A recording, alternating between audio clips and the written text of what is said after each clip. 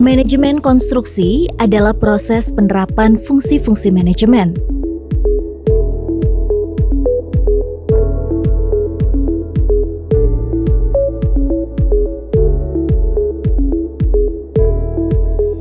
Perencanaan, pengorganisasian, pelaksanaan dan pengawasan secara sistematis pada suatu pekerjaan konstruksi dengan menggunakan sumber daya yang ada secara efektif dan efisien agar tercapai tujuan pekerjaan konstruksi secara optimal.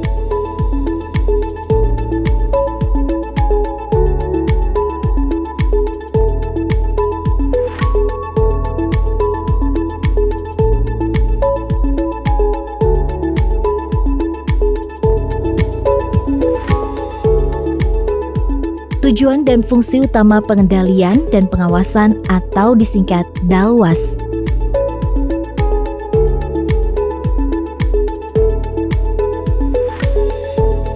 Berikut adalah unsur-unsur DALWAS. Kegiatan DALWAS dilaksanakan mulai dari tahap persiapan sampai pekerjaan selesai atau serah terima pekerjaan.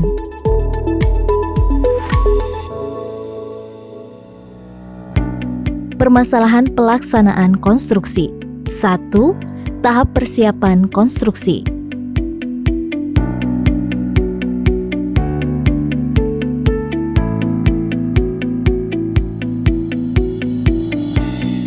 Dua, tahap pelaksanaan konstruksi.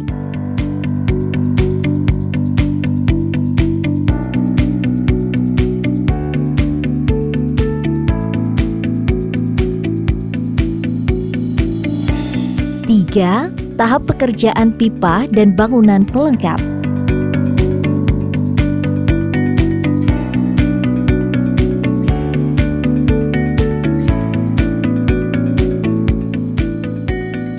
Bahan atau material yang disimpan dalam gudang adalah bahan yang mudah rusak karena cuaca, seperti semen dan pipa. Bahan yang mudah diangkut orang, seperti paku, alat-alat tukang, dan alat ukur. Bahan diatur dengan rapi dan dikelompokkan, supaya mudah pengambilan sesuai kebutuhan. Sesuaikan dengan jadwal pelaksanaan. Perhatikan kondisi keuangan. Perhatikan kapasitas gudang, cara penyimpanan. Bahan yang dipakai harus sesuai dengan RAB dan kualitas yang telah ditentukan. Pasir, terdapat 3 jenis pasir yang dipakai.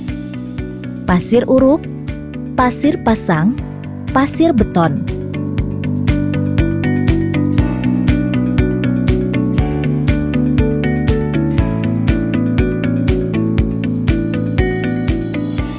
Semen PC atau Portland semen 50 kg per sak dan semen PPC atau Portland Pozzolan semen 40 kg per sak.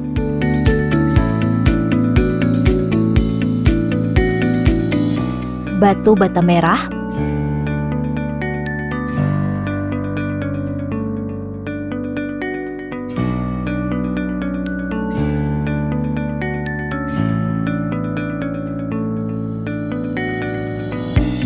pipa, air,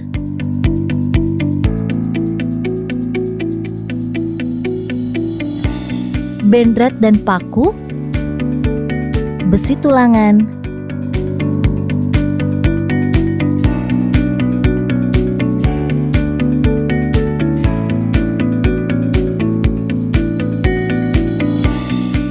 kayu pegisting.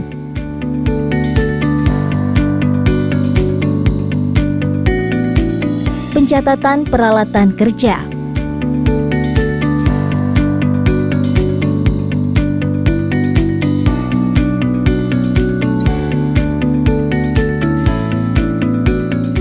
Manajemen tenaga kerja. Perekrutan. Tenaga kerja direkrut dari tenaga kerja masyarakat setempat lokasi kegiatan, dilakukan pengumuman terbuka. Pengupahan. Upahan tenaga kerja dilakukan berdasarkan survei di masyarakat setempat. Penyusunan jadwal kerja.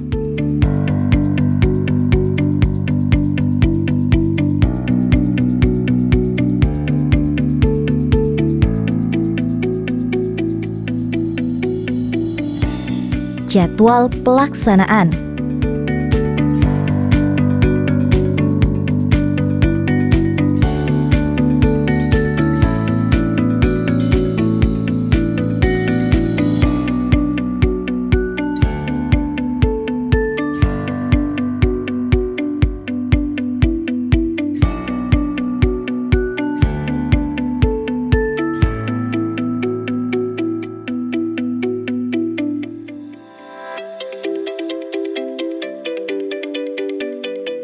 Keuntungan menggunakan precast bug control.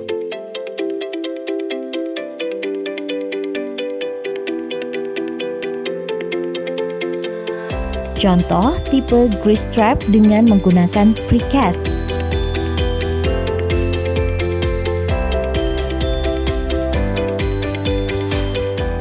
Contoh tipe grease trap dengan menggunakan ember bekas cat.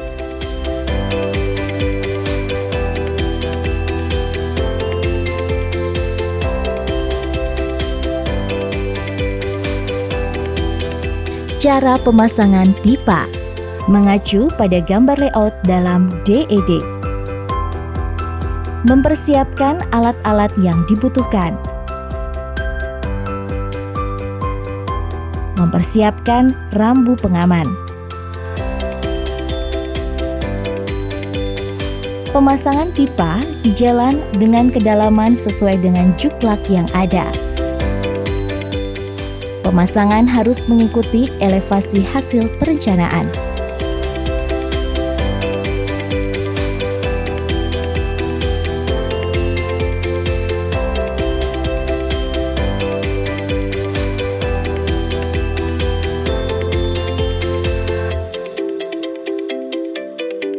Commissioning test atau uji fungsi SPAL DS dilakukan untuk mengidentifikasi adanya kesalahan pengaliran, hambatan, dan kebocoran pada jaringan perpipaan.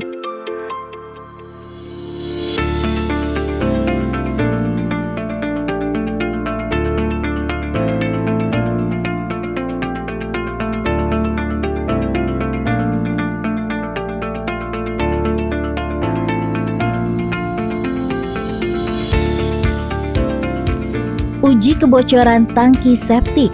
1. Isi tangki septik dengan air sampai dengan batas pipa outlet. 2. Diamkan selama minimal 1 kali 24 jam. 3. Amati permukaan air.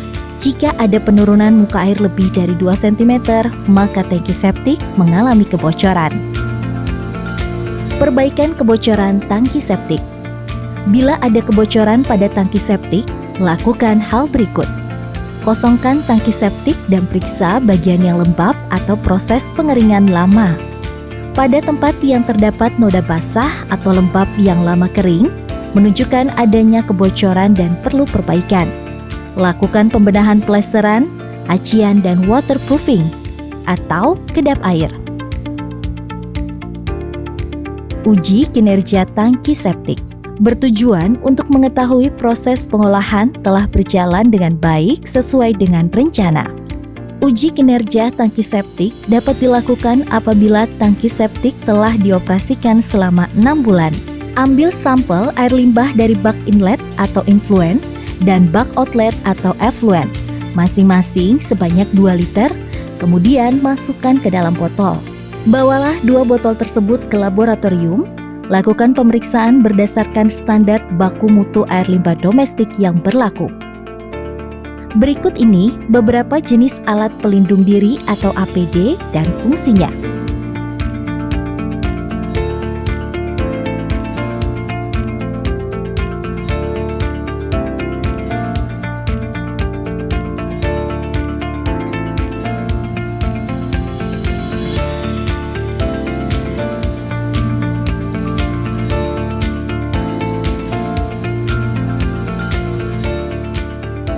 Mekanisme penerapan SOP pencegahan COVID-19 dalam pelaksanaan konstruksi IBM bidang sanitasi. Mekanisme penerapan Standard Operating Procedure atau SOP untuk mencegah COVID-19 pada tahap pelaksanaan konstruksi berlaku untuk semua pihak yang terlibat dalam program, khususnya pada pelaksanaan pekerjaan di lapangan tanpa terkecuali. SOP penerapan pencegahan COVID-19 yang harus dilakukan adalah sebagai berikut. Cek kondisi kesehatan pekerja maupun pihak yang terlibat sebelum dan yang akan meninggalkan lokasi konstruksi. Apabila terdapat gejala batuk, bersin dan radang disertai dengan sesak nafas, segera konsultasikan ke dokter atau rumah sakit. Cek suhu tubuh pekerja maupun pihak yang terlibat. Suhu tubuh sampai dengan 37,3 diperbolehkan untuk terlibat dalam proses pelaksanaan konstruksi. Pembatasan jarak dan jumlah pekerja di lokasi konstruksi. Menyiapkan sarana dan prasarana cuci tangan yang dilengkapi dengan sabun cuci tangan. Seluruh pekerja dan yang terlibat di lokasi konstruksi selalu dihimbau untuk rajin mencuci tangan dengan sabun dan air mengalir. Membersihkan diri dengan menyemprotkan disinfektan ke pakaian, sepatu atau alas kaki sebelum masuk dan meninggalkan lokasi konstruksi. Perlengkapan APD wajib digunakan saat berada di lokasi kegiatan. Untuk pelaksanaan kegiatan peribadatan, masing-masing wajib membawa perlengkapan sendiri.